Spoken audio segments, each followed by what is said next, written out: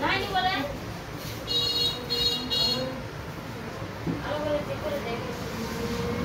আমি তো জানি আমার যে এই টাকা পাইলে বড় হয়েছে এটা আমার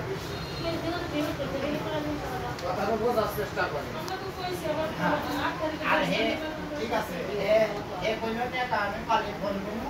আমি ফোন দিলে সেদিন দিবেন হে ফোন না দিতে পারবো না কারণ হলেন আমরা কর্মচারী আমরা এখানে গেলে কাম